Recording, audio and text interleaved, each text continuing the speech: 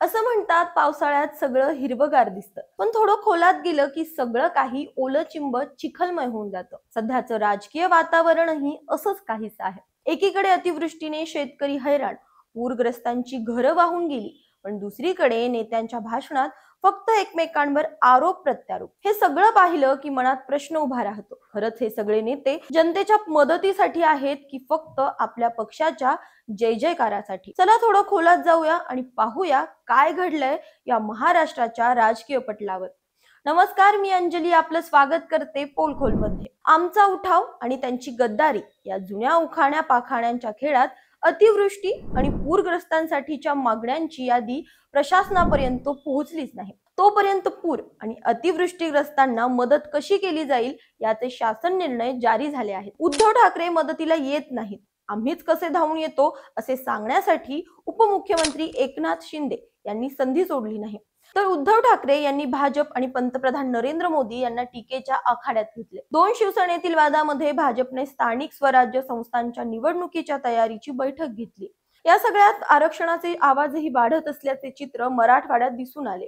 उद्धव ठाकरे यांच्या नेतृत्वाखाली हंबरडा मोर्चा काढण्याचे ठरल्यानंतर शिवसेनेकडून गट प्रमुखांचा मेळावा घेण्याचे ठरवण्यात आले. हा मेळावा घेण्याच्या तयारीला खूप कमी वेळ मिळाल्याचे पालकमंत्री संजय शिरसाट यांनी भाषणात कबूल केले.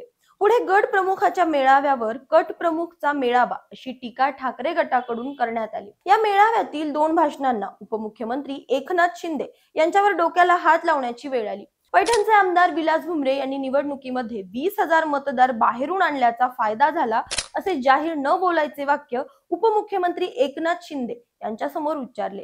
हे वाक्य उलटले. निवडणुकीत केलेले उलटे पालटे प्रयोग बाहेर येतील असे लक्षात आल्यानंतर त्यांनी आमदार भुमरे यांना रोखले, पण तोपर्यंत वेळ हातची निघून गेली होती. मतदारसंघातील पण परगावी राहणारे असा स्पष्टीकरण विलास भुमरे यांना करावा लागला. अशी स्थिती खासदार भुमरे यांच्या भाषणातूनही झाली. उद्धव ठाकरे यांच्यावर टीका करणारे संदीपान भुमरे यांनी तुमच्या हंबरड्यापेक्षा आमच्या एकनाथ शिंदे साहेबांचा हंबरडा मोठा आहे असे वाक्य म्हटले आणि एकनाथ शिंदे यांना पुन्हा डोक्यावर हात मारावा लागला. बोलण्याच्या ओघात झालेल्या या चुकांमुळे शिवसेनेच्या एकनाथ शिंदे यांच्या पक्षाची कार्यपद्धती स्पष्टपणे समोर आली. मात्र याच मेळाव्यात ठाकरे गटाच्या कार्यपद्धतीवरही पुन्हा एकदा जोरदार हल्ला चढविण्यात आला. खासदार भुमरे यांनी कोविडच्या काळात मुख्यमंत्री म्हणून उद्धव ठाकरे यांना भेटण्याची संधीच मिळाली नाही. मुख्यमंत्री फक्त ऑनलाईन आणि ऑफलाईन आम्ही पाहिले. त्यांना ना कामे सांगता आली ना त्यांनी ती केली. अगदी पर्यटन मंत्री आदित्य ठाकरे यांना पैठणच्या ज्ञानेश्वर उद्यानासाठी निधी मागितला, त्यांनी नुसतेच रामराम घालत त्याकडे दुर्लक्ष केले. या काळात आम्ही वर्षा बंगला सुद्धा पाहिला नाही, कोणाला येऊच दिले जात नव्हते असे म्हणत ठाकरे यांच्यावर टीका केली. पैठणमधील एका आत्महत्याग्रस्त शेतकऱ्याला उद्धव ठाकरे यांनी मदतीचे आश्वासन देऊनही ती कशी केली गेली नाही असे जाहीर भाषणातून सांगण्यात आले. पुढे या शेतकऱ्याला 1,00,000 रुपये तातडीने पाठवा असे आदेश एकनाथ शिंदे यांनी दिले. आम्ही मदतीला धावून येतो हे सांगण्याची संधी त्यांनी घेतली. दुसरीकडे हंबरडा मोर्चात 50 खोके एकदम ओके या घोषणेसह गद्दारीचा मुद्दा निघाला. अतिवृष्टीतील शेतकऱ्यांना हेक्टरी 50,000 रुपयांची मदत आणि कर्जमुक्तीचा नारा देण्यात आला. या निमित्ताने कमकुवत झालेल्या संघटनेला बांधण्यासाठी ठाकरे गटास कार्यक्रम मिळाला. गाव बैठका, मंडळ बैठका घेऊन मोर्चाची तयारी केल्याचे सांगण्यात येत होते. मात्र उद्धव ठाकरे स्वतः मोर्चात उतरत असतानाही मोर्चातील गर्दी जमवण्यास फारसे यश मिळाल्याचे दिसून आले नाही. या काळात अतिवृष्टीच्या चक्रात सापडलेला शेतकरी सोयाबीन काढून काही हाती लागते का हे तपासत होता. त्यामुळे मोर्चात शेतकऱ्यांची संख्या कमी दिसून आली. उद्धव ठाकरे यांच्या भाषणापूर्वी 3 शेतकऱ्यांची भाषणे शिवसेनेने ठेवली.